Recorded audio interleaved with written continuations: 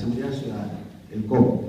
Existe la ley del Sistema Nacional de Seguridad Ciudadana que establece que los gobiernos locales y regionales forman su comité de seguridad ciudadana, presidido ya sea por el alcalde, si es local, distrital o provincial, o por el presidente del gobierno regional, ¿no?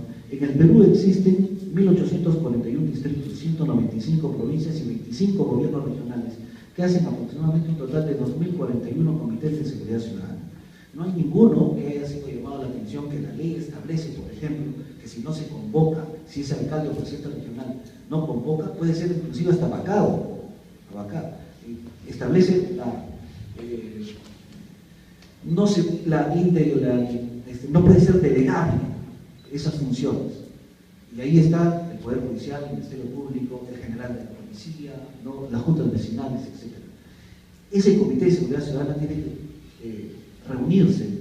Nos reuniríamos el 2, 3, 4 de enero, ya no más tarde, y establecer definitivamente cuál es el diagnóstico, dónde están las causas principales, medidas como puse en la exposición, preventivas, que son a mediano y largo plazo, correctivas, que son a mediano plazo, algunas en corto plazo, y sobre todo las represivas, ¿no? Las represivas, que es la investigación y la persecución del delito, es decir, hay que perseguir a los delincuentes y hay que meterlos adentro, con el compromiso, porque en tu comité también va a estar el presidente de la Junta de Fiscales y también va a estar el presidente de la Corte Superior, con el compromiso que hay que aplicar la ley severamente. El Perú es un país lleno de códigos, estamos en la ley numeralmente arriba de las 30.000, ¿no es cierto?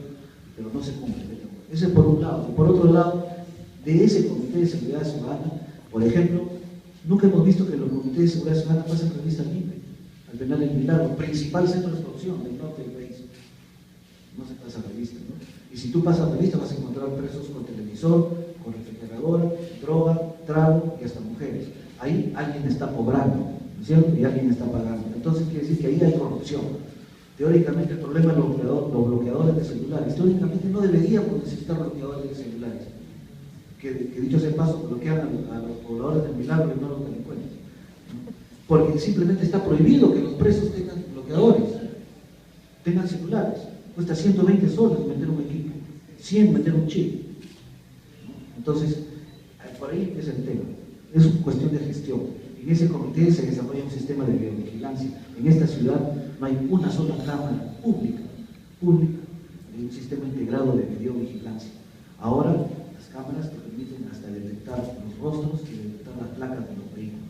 Entonces, hay sistemas operativos que se pueden hacer muy pronto, o una asociación pública-privada, etc., ¿no? Pero no se ha invertido un solo en eso, ni el gobierno local ni el municipal. La segunda parte de tu pregunta era referente a las vías de comunicación. Asociación pública-privada, una fábrica de asfalto. Asociación pública-privada. El gobierno regional junto con los gobiernos provinciales tienen que tener su fábrica de asfalto. Las vías de comunicación son importantísimas para el desarrollo humano de los pobladores de la región. Tiene que haber una asociación pública-privada. No el monopolio que existe ahora como es una sola fábrica de asfalto en el norte del país. Que eso retrasa y hace muy costosa una obra. Estamos hablando de 2 millones de soles por kilómetro de asfalto bueno. Entonces, tenemos que tener un buen diagnóstico de cada provincia, de cada centro poblado, cuál es el cuello de botella para el desarrollo de esa comunidad. Si realmente es la carretera, o de repente es la falta de mercado para sus productos, o el bajo precio que se les paga. O sea, no todos los distritos o las comunidades tienen el mismo diagnóstico. Y hay que apuntar a aquello que va a mejorar la calidad de vida. De repente hay poblados que no necesitan que le asfalten la carretera porque está muy bien afirmada, necesitan que le hagan una represa para que siembren en el segundo semestre del año.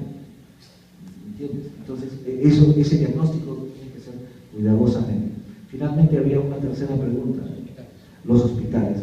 La salud pública es un derecho, la salud es un derecho, ¿no? Es más, creo que todos los doctores hacen un juramento hipocrático.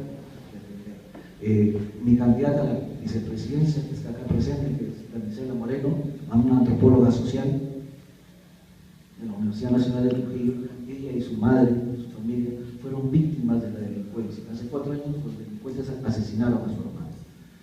Ella siguió 2 juicios, una contra el delincuente y otro contra el médico del hospital grande de acá de Trujillo, que no lo atendió y lo dejó que se desangre. Entonces, la salud pública es un derecho para todos. Se murió, nadie te lo da. Y así como ese caso de haber miles en nuestro país, yo estoy seguro que hay miles. Entonces, se tiene que garantizar. Ese director del hospital ya debió, ahí nomás debió ser removido, ¿no? Acá tenemos, o sea, mucha parte de la solución pasa primero por gestión, 2, asignarle más recursos, 3, trabajar gestión por resultados, ¿no es cierto? Mucha parte de la solución parte, por ejemplo, con la gestión. Acá los médicos, si bien es cierto, hay que apoyarlos, pero tú andas a un hospital público, pregunta por el médico, todavía no está. Y se retira mucho antes de la hora de labor, porque obviamente atienden en la tarde su consultorio. Se retira a las 3 o 4. Entonces, la solución pasa por gestión, pasa por gestión por resultados, pasa por una mayor infraestructura y sobre todo garantizar el libre acceso universal de la salud a todos los ciudadanos con sus medicinas básicas. Gracias a los panelistas por su participación.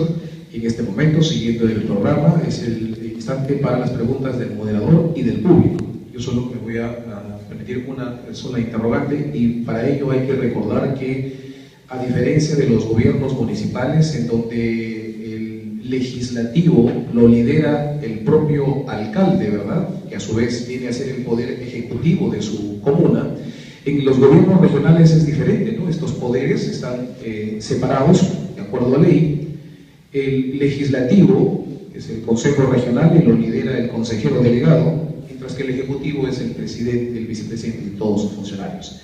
En esa medida, ¿qué hacemos, señor candidato Ismael Iglesias, si usted resultase ganador, pero por votación provincial los consejeros regionales resulta que en su mayoría no son de su movimiento político? Y entonces ahí se va a producir una serie de situaciones de índole político, pero también para aplicar algunas medidas que eventualmente tienen que pasar por la aprobación del Consejo Regional, y si no lo aprueban solo quedarán en buenas intenciones del Ejecutivo. Entonces, ¿qué hacemos ante esa situación? Es más, muchas veces ya en la gestión se ha visto ahora, tanto en gobiernos municipales como en el propio regional, que algunos consejeros que fueron elegidos por tal o cual agrupación política, en el interín resultan cambiándose, ¿no?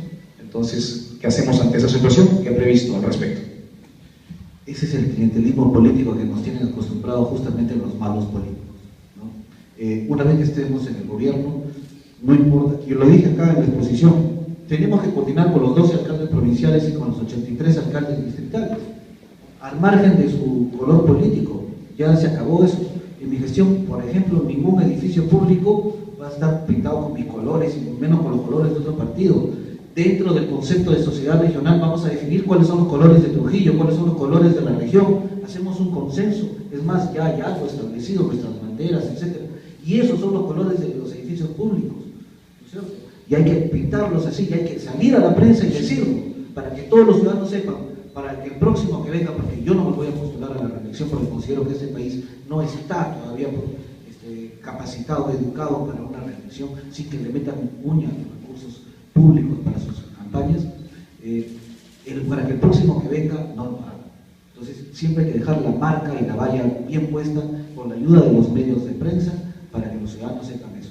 Eso es por un lado. Por otro lado, los consejeros regionales se deben a su provincia y se deben a la región, son eso. Y yo no creo que de existir consejeros que por consignas políticas, que los ciudadanos estamos hartos de escuchar los faenones, las repartijas y los blindajes, ¿no?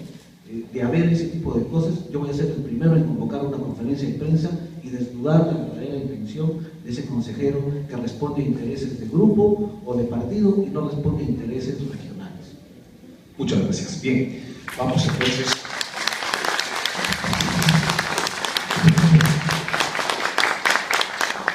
Vamos ahora a dar lectura a las preguntas del público. Le rogaría así las respuestas lo más concretas posibles para permitir la lectura de todos, porque si no el tiempo nos va a ganar y van a quedar algunas preguntas sin plantearse. Voy a unir tres que expresan su preocupación por el tema de la educación, ¿no? Básicamente le piden a usted que sustente cómo es que va a mejorar la educación en nuestra región en un eventual actual gobierno regional suyo, que reitera sus propuestas, dice que va a hacer en educación, acciones concretas en educación, para resumir estas tres interrogantes. Básicamente todos son de educación. Efectivamente, tiene que haber un mayor seguimiento al educar, y bajar los índices PISA dije, en comprensión matemática y en comprensión lectora. Hay que enseñarte a leer al ciudadano. Yo siempre digo, dentro de lo poco que he leído, que hay tres grandes inventos en la historia: la imprenta, el avión y el internet, ¿no? Entonces, tú te imaginas si no hubiese existido la imprenta. Entonces, la lectura es algo que nos eleva el espíritu a todos, ¿no? Tenemos que enseñarle a nuestros niños, desde chicos, que lean sus cuentos con dibujos, etcétera, para que después puedan leer, por ejemplo, los clásicos, que es lo ideal. Pero la educación tiene que tender a eso, o sea, crear ciudadanos de calidad. No solamente se trata de transmitir un conocimiento, ¿no?, que sepa multiplicar, etcétera, no, que lo haga un mejor ciudadano, con un espíritu elevado de servicio al ciudadano, que tenga valores, que tenga principios, ¿no?, que tenga afectos, sentimientos de solidaridad hacia el resto. Entonces, los profesores cumplen un rol principal, los padres cumplen un rol principal, que son las dos grandes columnas sobre las cuales descansa la formación del nuevo ciudadano, en la escuela y el hogar. Entonces, la escuela tiene que estar integrada con el hogar, y el hogar, los padres no estamos preparados muchas veces para saber educar a nuestros hijos, ¿no? Sobre todo aquellos que no han tenido una pésima educación producto de este sistema. Esos padres son violentos, por ejemplo, no desarrollan las tareas en la casa con los hijos, ¿no? O no hablan de temas como la sexualidad, o temas de actualidad como el crimen organizado, la delincuencia o los valores. Entonces, el Estado tiene que promover que esas dos instancias, como es la escuela y el hogar, trabajen integralmente a fin de tener un ciudadano del futuro que realmente tenga principios, tenga valores, y que si quiere ser político sepa que no tiene que meterle la uña, por ejemplo, ¿no? Bueno, con esto último también estaría respondiendo a la pregunta que consistía en que destacaba la familia como una como base para la nueva sociedad. Pasamos a la siguiente. ¿Qué propuesta tiene para solucionar el problema del comercio informal en nuestra ciudad? Ordenamiento, es decir, todas las personas, yo estoy en contra de esas campañas que van y se tiran a todos los ambulantes de la Avenida España, por ejemplo, y les tiran sus puestos de ambulantes al piso, etcétera, etcétera. Primero hay que reunirse con ellos, hay que conversar, hay que escucharlos. Las personas Dios nos ha dado la inteligencia y el lenguaje para comunicarnos, y una autoridad un gobernante se debe a sus gobernados. Hay que decirles muy bien, son ahí informalmente, pero se están ganando el pan, trabajo, que hay que ordenarlos. De repente hay que ver un sitio especial para ellos. El gobierno regional puede destinar un terreno donde puedan tener realmente un centro comercial, formalizarlos, ¿no? Hacerlos, como dije, pequeños empresarios, propietarios de su puesto, de su centro comercial, y que se traen objetivos altos y que son capaces de alcanzarlo. El comercio informal de por sí no es malo. No, lo malo está cuando el comercio informal no se controla, no se ordena, no se conversa y termina en delincuencia. Aun cuando eso es competencia municipal, ¿no? Pero era la pregunta de un asistente. A ver, pregunta al candidato: ¿cuál es su plan de desarrollo regional en agricultura? Bien, en agricultura lo que nosotros necesitamos es vender más y mejores cosas hacia afuera, nuevos mercados. La agricultura en nuestra región se ha basado prácticamente en el proyecto de Chaquibuchica, ¿no es cierto? Y, por ejemplo, no ha tenido un impacto de las cosas que se siembran en la costa y que eran exclusividad de la sierra. A la sierra se la ha descuidado, no hay ninguna obra de infraestructura de riego importante en la sierra, ninguna represa, ningún reservorio, ningún canal de riego importante. El año pasado el proyecto Mi Riego ha tenido 1.000 millones de soles a nivel nacional, de los cuales no se han invertido en la libertad ni siquiera uno. No existen esos proyectos. La agricultura tiene que tener, por ejemplo, un programa de riego tecnificado, trasladar de sus cultivos del riego por irrigación al riego por tecnificado. Con eso, si es por goteo, nos vamos a ahorrar el 60 a 70% de agua. Con eso podemos incrementar 1.3, 1.4 la cantidad de hectáreas que existen. La frontera agrícola va a ser mayor. Finalmente, tenemos que cambiar a cultivos rentables. El mundo está cambiando, tiene un mayor consumo, por ejemplo, por los productos orgánicos, ¿no? por los productos antioxidantes, etc. Tenemos arándanos, también la quinoa, variedades exportables, y dejar de sembrar algo que nos siembra mucho Estados Unidos, que nos envía